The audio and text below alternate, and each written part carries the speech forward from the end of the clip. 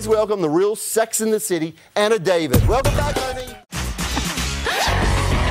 I'm Anna David, and I'm here in Los Angeles, one of the most sexually active cities in the world. With millions of people out there having sex, there's bound to be some confusion. So I'm hitting the streets of Westwood by UCLA to see if I can clear up the issues. In your pants! All those times that you were like, honey, I have a headache, actually all you needed to do was have sex? It's true, because having sex...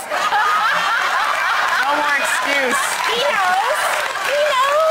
Having sex releases oxytocin, and that's a feel-good hormone, and it actually relieves aches and pains. I went into Starbucks at 10 in the morning on a Saturday in New York, and everyone was a couple.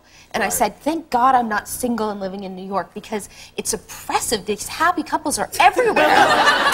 The crucial thing is that she broke up with you. And rather than focusing on why, is it, did she love you or not, is it the parents or not, the fact is, find somebody who wants to be with you, whose parents do like you. Well, we decided to turn to relationship columnist Anna David for those answers. Anna, how are you? I'm excellent. How are you? So I'm pretty good. I would imagine adventure dating has to be the complete opposite of internet dating. I think so. I mean, I think that internet dating, nobody looks like their picture. Nobody's the age that they say they are. And so for adventure dating, it's sort of, you not only show up and have to be honest about who you are, but you show what you're like when you're scared. And what better indication can somebody give about what they're going to be like in a long-term relationship than when they're terrified? Yeah, Paris Hilton is a sex symbol because the main way most people ever heard of her is through a sex tape. There's that thing where they, like, move everything off the table and fall back onto it, and that you see in so many movies where everything's just sort of knocking to the ground. Glass may be breaking, but we don't care, because all that matters is us, like, consummating our love. Ever since Swingers, we all know that guys wait to call to seem cool. So if a guy doesn't call right away, we kind of think he's a little bit insecure, whereas if he calls right away, we know he's confident. See, that is so true. Well, I'd say I've had my fill of apples. Get it, Adam and Eve, forbidden fruit. The one thing I haven't figured out, where's Adam? I'm gonna go try to find out.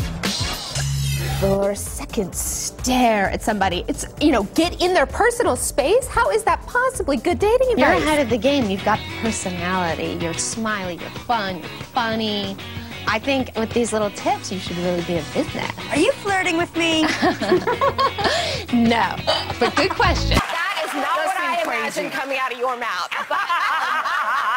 She's naughty. She's a ventriloquist. Go ahead.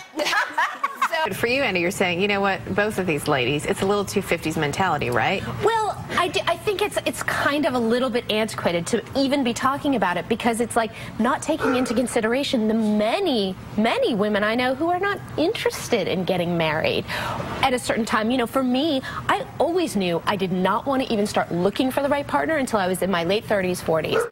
And I think that's true. Therapists will say the best possible thing is when somebody comes to them and says, I just went out with someone who's not my type at all.